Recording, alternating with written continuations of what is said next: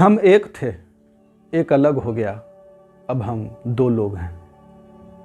नमस्कार दोस्तों, स्वागत है आपका एक बार फिर से मेरे YouTube चैनल मैग्नेटिक बुक्स में। दोस्तों, आज हम जो किताब लेकर आए हैं वह गुलजार साहब का लिखा हुआ पहला उपन्यास दो लोग है। शुरू में जो पंक्तियां मैंने कही वो इस उपन्यास के कवर पर अंकित हैं। विश्व इतिहास की परतों को उधेड़ें तो इसमें दबे दबाए कितने ही वाकयात से नजर टकराती है, जिसमें कुछ हंसते मुस्कुराते होते हैं, कुछ खामोश, तो कुछ सिसकते तो कुछ कराहते होते हैं।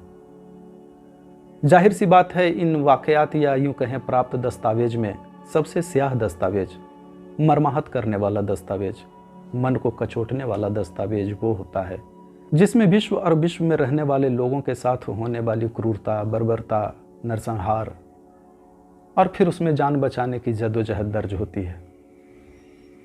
इस जद्दोजहद में दोस्तों दम टूटते हैं, घर बार छूटते हैं, सगे संबंधी बिछड़ते हैं, कहाँ के फूल न जाने कहाँ जाकर खिलने पर विवश होते हैं। भारत भी एक ऐसी ही भीषण त्रासदी को झेला था 1947 में, जब ये अंग्रेजों से आज़ाद हुआ था। आज़ाद तो हुआ, मगर साथ ही दो हिस्सों में भी बट गया, भारत और पाकिस्तान के रूप में।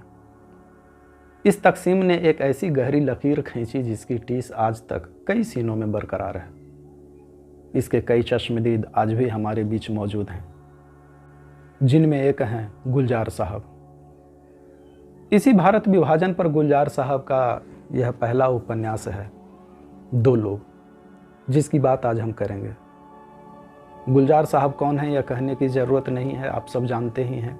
गुलजार साहब प्रख्यात फिल्म निर्देशक, गीतकार, शायर, पटकथा लेखक हैं। गुलजार साहब ने भारत विभाजन की विभीषिका को बड़े नज़दीक से देखा है। उन्होंने किसी इंटरव्यू में बताया था कि तब उन्होंने कितनी ही सूख चुकी लाशों को सड़कों से बेलचों के सहारे खुरच खुरच कर उठाते हुए देखा है। आप अंदाज़ा लगा सकते हैं वो मंजर कैसा रहा होगा। इस किताब की बात करूं दोस्तों तो यह उपन्यास दो लोग हार्पर हिंदी द्वारा प्रकाशित किया गया है, जो हार्पर कॉलिंस पब्लिशर्स इंडिया का हिंदी संभाग है। इस उपन्यास की भूमिका लिखी है पवन के वर्मा ने, जो खुद एक जाने माने साहित्यकार हैं और भारतीय विदेश सेवा के अधिकारी रह चुके हैं। लगभग 175 पेज का यह उपन्यास है और पूरे नॉवेल को 3 भागों में बांटा गया है। आखिरी पन्नों में पूरे नॉवेल में प्रयोग होने वाले कठिन लफ्ज़ों, जिसे लेखक ने कठिन समझा है, के अर्थ भी दिए गए हैं। उपन्यास अंग्रेजी में टू नाम से है और इसका अंग्रेजी अनुवाद भी गुलजार साहब ने ही किया है। इस उपन्यास की बात की जाए दोस्तों तो यह उपन्यास भारत में होने वाली दो बड़ी उथल पुथल से भरी घटनाओं को खुद में शामिल करता है और तीसरी घटना कारगिल युद्ध की दहलीज को छूकर रह जाता है। उपन्यास की शुरुआत पाकिस्तान के कैम्बलपुर, जिसे अटक भी कहा जाता है, से होती है। उपन्यास का एक महत्वपूर्ण कैरेक्टर फौजी है। उसे उपन्यास का मूल कैरेक्टर समझा जा सकता है, क्योंकि उपन्यास के बहुत सारे पात्र कई पन्नों तक उससे चिपके रहते हैं।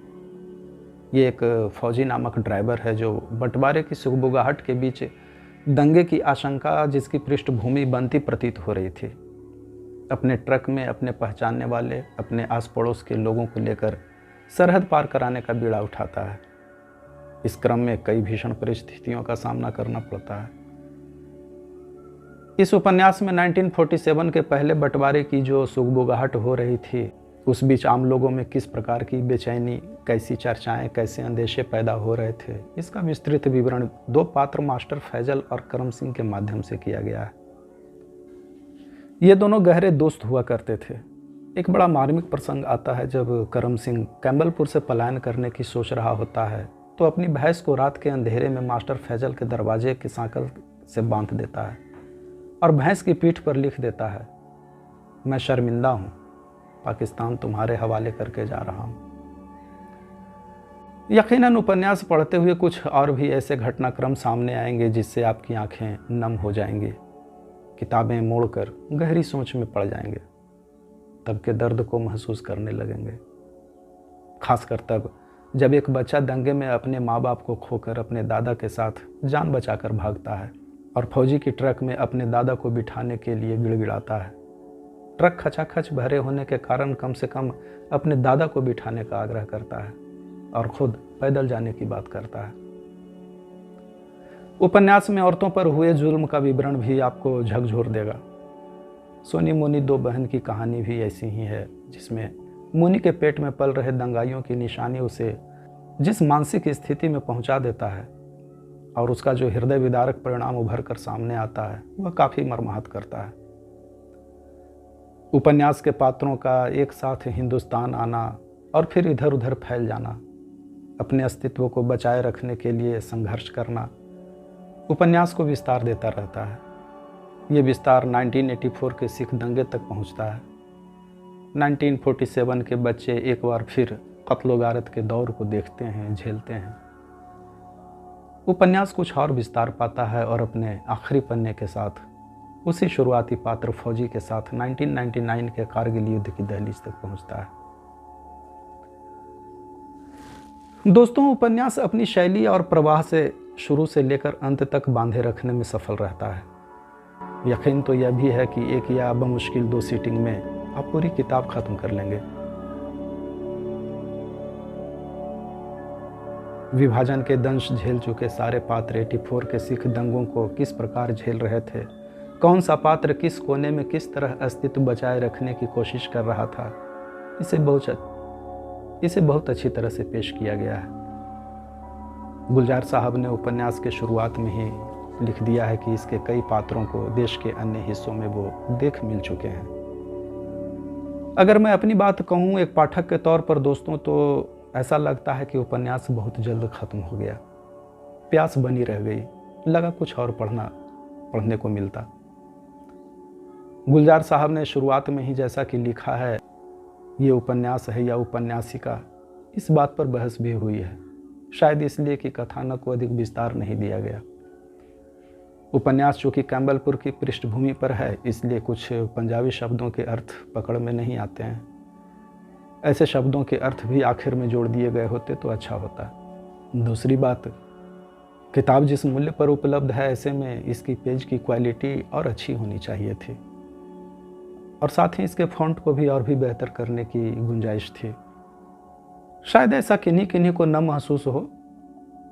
अच्छी क्वालिटी का पेपर और खूबसूरत फ़ॉन्ट की साइज़ किताब के प्रति शुरुआती रुचि पैदा करती है, ऐसा मैं मानता हूँ।